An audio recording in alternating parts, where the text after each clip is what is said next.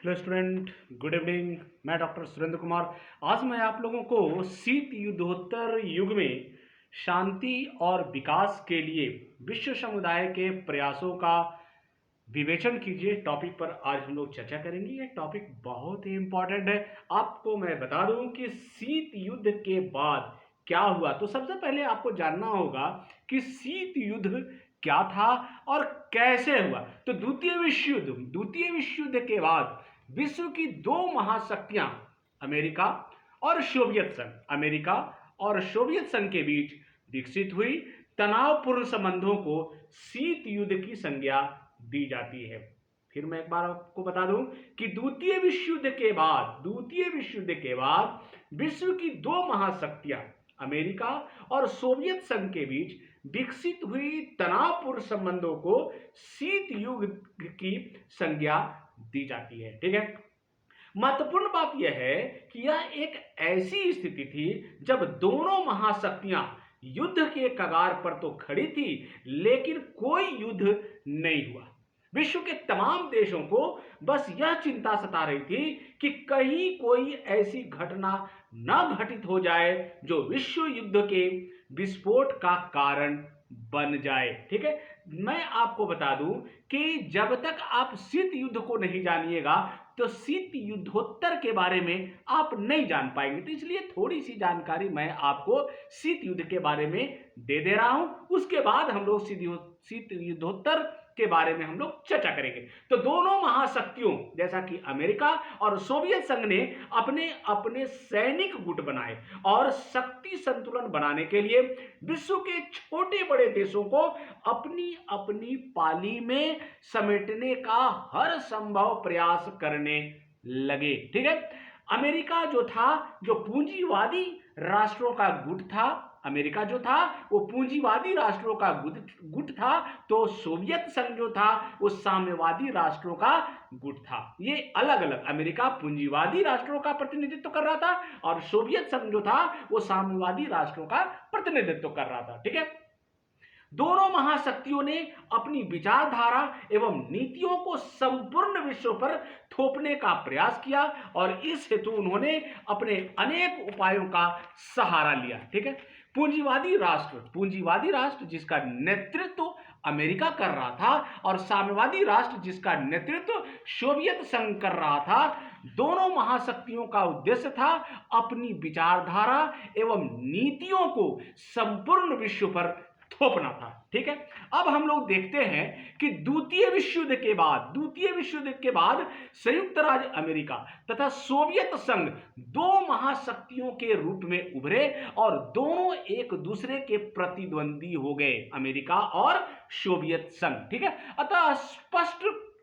अतः परस्पर घृणा, निंदा एवं टीका टिप्पणी के कारण दोनों के बीच तनावपूर्ण संबंध स्थापित हुए जो किसी भी समय तीसरे महायुद्ध का द्वार खोल सकते थे और इसी स्थिति को शीत युद्ध का नाम दिया गया। ठीक है। लेकिन अब यहां से स्टार्ट होता है शीत युद्धोत्तर युग, यहां से स्टार्ट होता है। लेकिन 1953 ईस्वी के बाद दोनों महाशक्तियों के बीच संबंधों में तनावपूर्ण स्थिति का पतन शुरू हुआ और दोनों एक दूसरे के निकट आने लगे और परस्पर सहयोग एवं वार्ता का क्रम शुरू हुआ। मतलब सहयोग और विचार विमर्श आदान प्रदान करने का शुरू हुआ, सहयोग का और वार्ता का दौर शुरू हुआ और 1954 ईस्वी में जेनेवा के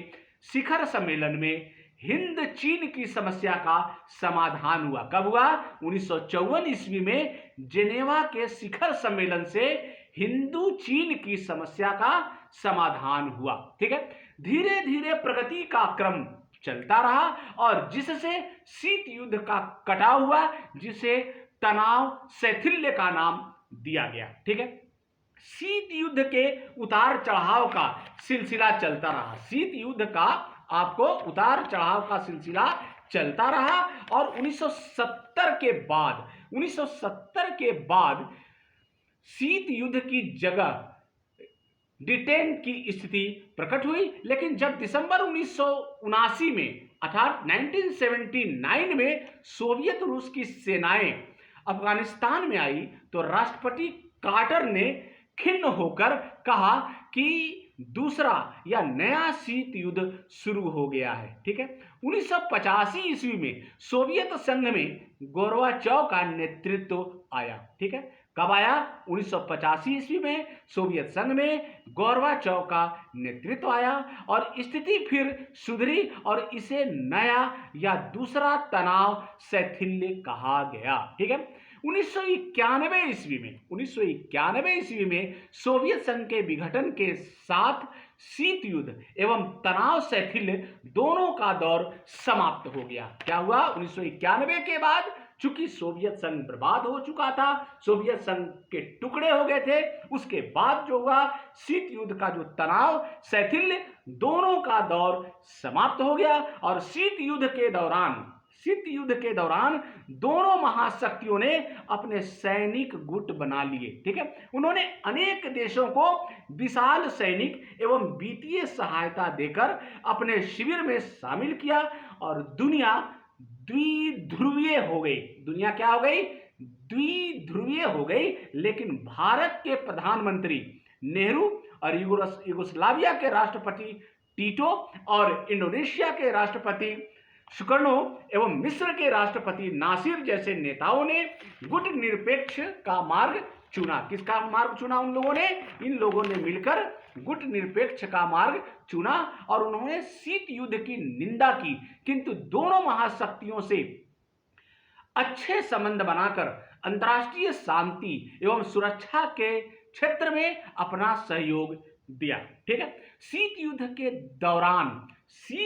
दौरान ये दो ध्रुवीय की स्थिति बनी रही, लेकिन उसे भीतरी एवं बाहरी चुनौतियों का सामना करना पड़ा। भीतरी और बाहरी चुनौतियों का भी सामना करना पड़ा। ठीक है, सैनिक गुटों में दरारें पड़ने लगी और गुट निरपेक्ष आंदोलन ने बाहरी चुनौती पेश की। गुट निरपेक्ष आंदोलन ने बाहर में जो चुनौतियां थी उसको वो पेश की। ठीक है, गुट निरपेक्ष आंदोलन की प्रगति होती रही और 1961 ईस्वी 1961 में बेलग्रेड में पहला गुट निरपेक्ष सम्मेलन हुआ और इसी तरह के सम्मेलन होते रहे और कुछ वर्ष पहले सम्मेलन जो हुआ आपको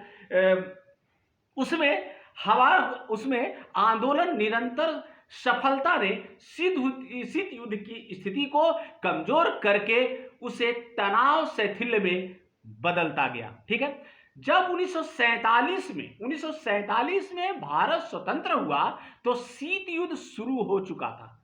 जब भारत आजाद हो रहा था तो उस समय शीत युद्ध शुरू हो चुका था और प्रधानमंत्री नेहरू ने स्पष्ट कर दिया था कि भारत स्वतंत्र विदेश नीति अपनाकर किसी महाशक्ति के शिविर में शामिल नहीं होगा। प्रधानमंत्री नेहरू ने स्पष्ट कर दिया था कि भाई मैं किसी भी गुट, चाहे वो अमेरिका का गुट हो, चाहे आपका सोवियत संघ का गुट हो, मैं किसी भी गुट में शामिल नहीं होऊंगा और जो विदेश नीति अपनाकर किसी महाशक्ति के शिविर में शामिल नहीं होगा और हम लोग इस पर सहमति नहीं बनाएंगे और अंतर्राष्ट्रीय शांति, सुरक्षा एवं सहयोग को बढ़ावा रखने की खातिर भारत सभी के साथ रहेगा।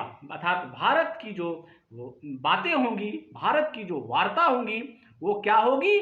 वो शांति का होगा, वो सुरक्षा का होगा, वो सहयोग का होगा और भाईचारा का होगा। ठीक है, हथियारों से उत्पन्न होने वाले खतरे को देखते हुए दोनों महाशक्तियों ने इसकी सामूहिक सुरक्षा पर ध्यान केंद्रित किया और दोनों महाशक्तियों ने फैसला किया कि अस्त्र नियंत्रण द्वारा हथियारों की होड़ पर लगाम कसी जा सकती है और उसमें अस्थायी संतुलन लाया जा सकता है। ऐसा प्रयास की शुरुआत 1960 के दशक के उत्तरार्ध में शुरू हुई। दोनों महाशक्तियों के बीच 3 अहम समझौते, परमाणु परीक्षण प्रतिबंध संधि, परमाणु अप्रसार संधि और परमाणु प्रक्षेपास्त्र परिसीमन संधि हुई और इसके नाम दोनों देशों ने अस्त्र परिसीमन के लिए, वार्ता के लिए दौर किया और हथियारों पर नियंत्रण रखने के लिए कई प्रभावशाली कदम उठाए। और यही कारण था कि निशस्त्रीकरण की जो बातें सामने आई, निशस्त्रीकरण का उन लोगों ने मिलजुल कर प्रयोग किया कि अब तो प्रथम विश्व युद्ध हुआ, द्वितीय विश्व युद्ध हुआ, और अगर तृतीय विश्व युद्ध होगा तो पूरा विश्व ही विनाश हो जाएगा और पूरा विश्व का अस्तित्व ही खत्म हो जाएगा। तो ये युद्धोत्तर काल के, शीत युद्धोत्तर काल की बातें थी और मैंने आपको बताया।